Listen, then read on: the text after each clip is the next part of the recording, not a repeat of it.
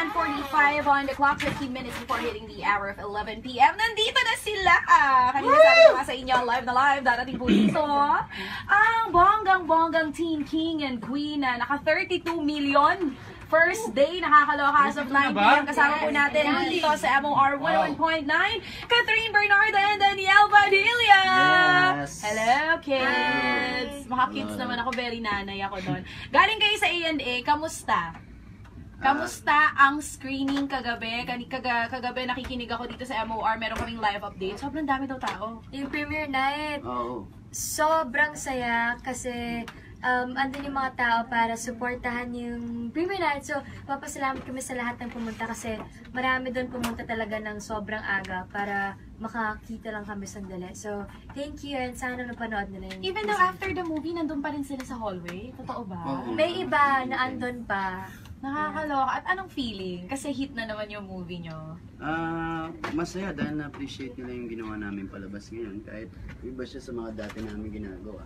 Kahit bago, gustuhan nila. May kaba factor pa ba kayong dalawa? Kasi kumbaga hawak nyo na ang trono, nasa inyo na eh. Wala nang aagaw niyan. Nung ginagawa nyo itong movie bago siya i-release, kinakabahan pa rin ba kayo na, OMG, that yung She's Dating the Gangsters, ultimate success, paano na to? May mga ganun pa ba kayong feeling? Ako sa movie na to parang hindi ko masyado naramdaman. Ay, gusto ko naman yon. Hindi ka nakaramdam ng kaba, Daniel. Hindi ako kinabahan. Dahil, happy kasi alam mong... ako sa kinalabasan ng movie. Kasi lahat kami masaya, parang wala naman kami parang yung hanging na feeling na parang hindi ko gusto yan. Walang ganon, sobrang happy lang ako sa mga napanood ko. Kasi alam mo na bigay mo naman. Yeah, hindi lang sa akin, sa lahat ng staff, sa lahat ng mga kasama naming artista. Happy ako sa mga napanood ko, sobrang natuwa ako. Anong difference ng movie na ito sa She's Dating the Gangster? Na alam nga natin, pumatok. Ako naiyak ako sa movie, sorry ah. Lalo na yung nasa hospital eksena. Naniyakap ka pa talikod ni Daniel. Oo. So, etong movie na to, paiiyakin nyo ba ulit kami? Papatawanin niya kayo. Tapos, kasi bago hairstyle ni Daniel dito. Oo. Paiyakin kayo ni Catherine sa confrontation.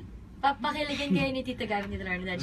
May kilig din. Sabi ni Tito Gabi at Miss Lorna na last time was here, mas nakakakilig daw kayo panoorin off-cam. Oo, lagi niyang sinasabi yun. Lagi niya ako nilalaglag. Paano ba kayo pag off-cam? What's the real score? Kayo na ba? Biglang gano'n. Gusto ko na, syempre andito na tayo. Makikintay ka na ako. Mas matindi pa yung mga tanong mo. What's the real score between you two? Ano ang lagay ng puso? Exclusively dating na ba kayo? Tie all sila. Paano tie all? Score, walang score. Walang score, tie. Sabi kasi ni Catherine, sagot mo, chill lang. Chill lang. Ang tanong ko, anong lagay ng puso? Chill lang, ikaw? Relax. Kaka-relax. Nag-aaway ba kayo?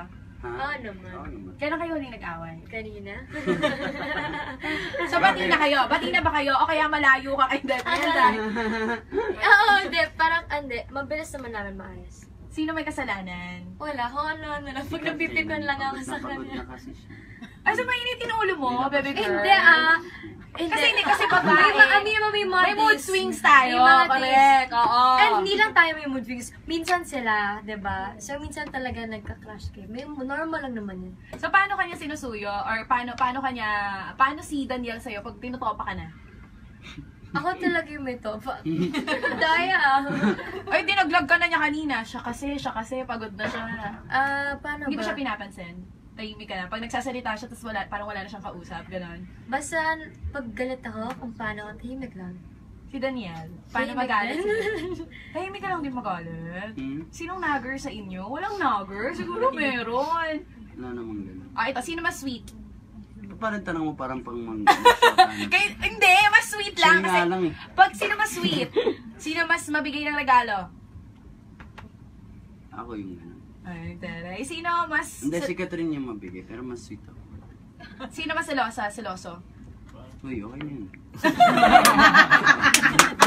Sige, ito na lang. Kailangan nyo suot yung headphones bago kayo mag-promote ng Crazy Beautiful. Yung ginawa to ni Tito. Ni Sir Gabby at si Badge, caring yan. Ginawa to ni Ma'am Lorna at Gabby dito nung nag-guest sila. Mag-random call ako kasi nagbibigay kami ng advice dito. Tignan natin ang DJ Catherine at DJ tayo dito. So magbigay kayo ng advice. Ang swerte na bibigyan nyo ng advice.